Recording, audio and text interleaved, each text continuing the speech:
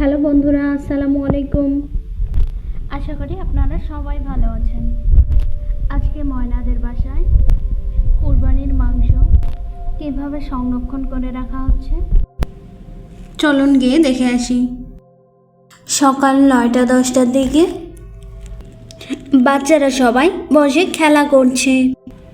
এদিকে ময়নার মা কাজ করছে, ময়না তার সাহায্য করছে। তৎক্ষণাৎ এক পুচকি গয়নাকে জিজ্ঞাসা করতে লাগলো, আচ্ছা গয়না আপু, তোমাদের বাসায় যে তোমার চাচু এসেছিল, তোমার চাচু কোথায় গেছে? আমি তো তোমার চাচুকে দেখতেই পাচ্ছি না। আমার চাচু তো কোরবানির 3য়-4র্থ দিনেই চলে গেছে। ও গয়না আপু, তাই বুঝি? তোমার চাচু যেদিন কোরবানির সময় আসে তখন তো আমাদের জন্য অনেক চকলেট নিয়ে এসেছিল, আর আমাদেরকেও দিয়েছিল। কত মজা ছিল চকলেটগুলো। আর তোমার চাচু মানে তো আমাদেরও চাচু। হ্যাঁ, আমার চাচু তো তোমাদেরও চাচু।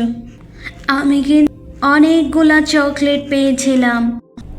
চাচু বাসায় থাকলে মনে হয় আমাদের জন্য আরও চকলেট নিয়ে আসতো। যাক, কী করার, আর কাজ যেহেতু আছে তাহলে তো চাচুকে যেতেই হবে। হ্যাঁ রে, ঠিক বলেছিস, চাচুকে তো যেতেই হবে। আর আমারও জানিস খুব খারাপ লাগছিল যেদিন চাচু চলে যাচ্ছিল। বাচ্চারা তো এইভাবেই নিজেদের মধ্যে গল্প করছিল। আরে মা ময়না, ভালো করে লুজ দিয়ে একটু ধরো না। হ্যাঁ মা, আমি ঠিকভাবেই ধরে আছি। মা, আমার মনে হয় এই সুতোটাতে হয়ে গেছে, তুমি আলাদা একটা সুতোতে দিয়ে দাও। হ্যাঁ বৌমা, ময়না একদম ঠিক বলেছে, এই সুতোটাতে হয়ে গেছে। মা, তুমি আলাদা একটা সুতো নাও, তাহলে এটা বাঁধতে খুব ভালো হবে। আর তুমি যদি আরও দিতে চাও এই সুতোটাতে, তাহলে কিন্তু ঘন হয়ে যাবে, অত সহজে শুকাবে না। হ্যাঁ মা, আমারও মনে হচ্ছে এই সুতোটাতে হয়ে গেছে, আরেকটা সুতো নিতে হবে। ময়না, দেখি মা, তোমার পায়ের পাশেই আছে সুতো, তো আমাকে একটু দাও। হ্যাঁ মা, এক্ষুনি দিচ্ছি। আরে এটা গাঁথার পরে কত সুন্দর লাগতেছে বলো। মা, তুমি সুতোটা নিয়ে নাও, আমি এটা রেখে দেই। হ্যাঁ মা ময়না, ওইটা ভালোভাবে ঝুলিয়ে রাখো এক জায়গায়। এই বলে ময়নার দাদির কাছে রেখে দিল।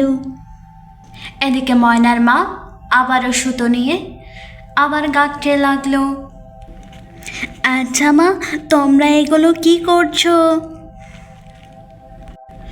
মাংস তো আর কুরবানির সময় থেকে খেতে খেতে আর তো খেতেই ইচ্ছে করছে না, আর তুমি এতগুলো মাংস নিয়ে কি করছো মা? এই মাংসগুলো শুকাইতে দিব গয়না।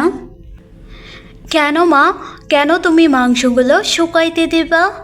আর মাংসগুলো শুকাইতে দিলে বুঝি নষ্ট হবে না? না মা গয়না, মাংসগুলো শুকাইতে দিলে মাংসগুলো নষ্ট হবে না।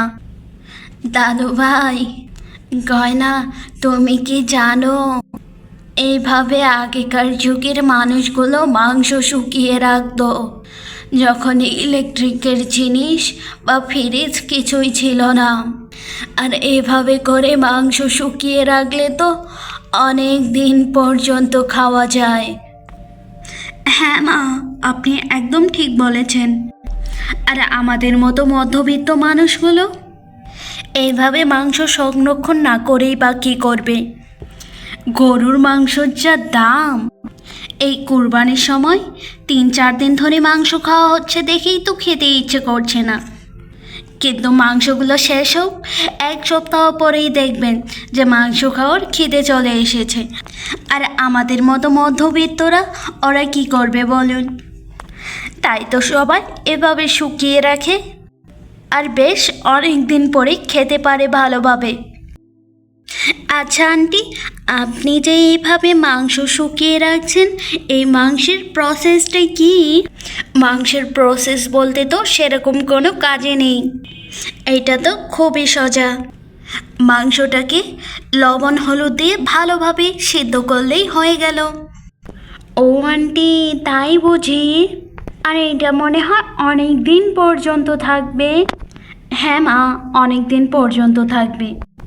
আচ্ছা মা, অনেক দিন বলতে কতদিন পর্যন্ত থাকবে ভালো? 4-5 মাস তো অনায়াসে থেকে যাবে।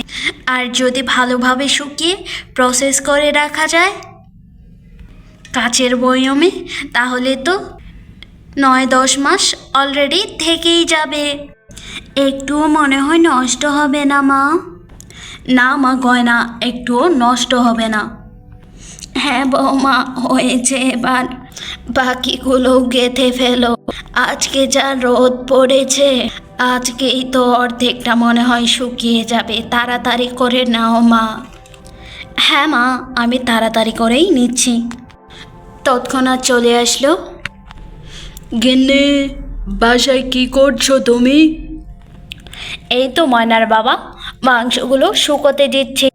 আর মার হাতে একটা সুতোর মধ্যে গাঁথা হয়ে গেছে, তুমি একটু শুকাইতে দাও তো। ও গিন্নি, মাংসগুলো শুকিয়ে রাখছো, খুবই ভালো কাজ করছো তুমি। দিন মা, আমি শুকাইতে দিয়ে দেই। হ্যাঁ বাবা, ভালোভাবে শুকাইতে দাও। এই বলে ময়নার বাবা হাতে নিয়ে নিল শুকাইতে দেওয়ার জন্য। এদিকে ময়নার মা ময়না মিলে আবারও গাথা শুরু করলো। হ্যালো বন্ধুরা, তোমরা সবাই কিভাবে মাংস রেখেছো?